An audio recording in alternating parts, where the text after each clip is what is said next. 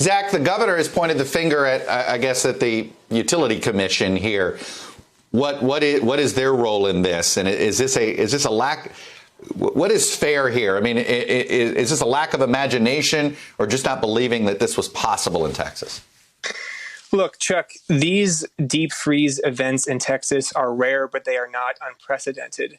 Almost 10 years ago to the day, we had a similar freeze for a few days here in Texas, and a similar issue where the supply did not meet demand and there were rolling blackouts.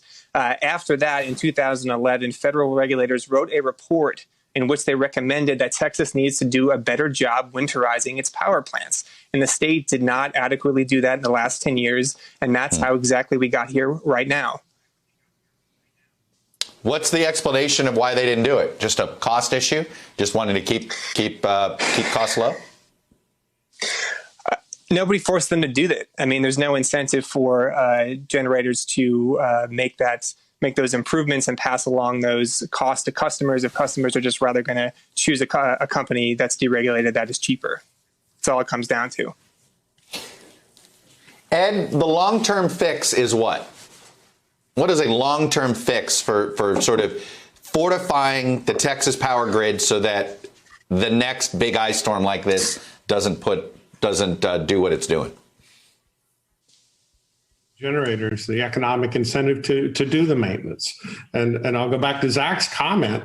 They don't give them the incentive. Actually, there's a perverse incentive on the grid. Why would I want to add additional generation plants when I can drive the price up for the plants I have turning? Instead of getting back to a $35 a megawatt charge, I could be making $9,000 a megawatt, which is what they're doing right now.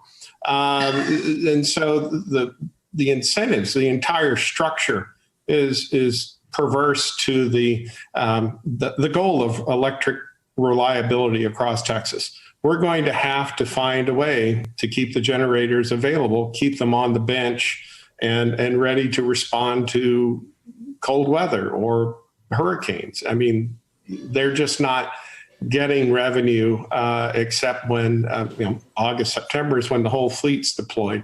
The rest of the year, maybe 20%, 30% of the fleet doesn't ever fire up. And so there's no reason for them to just spend a lot of money keeping it up. Think about, your tires, your oil, keeping your car in shape and ready to go. Even though you might only drive it once every 4 or 5 weeks.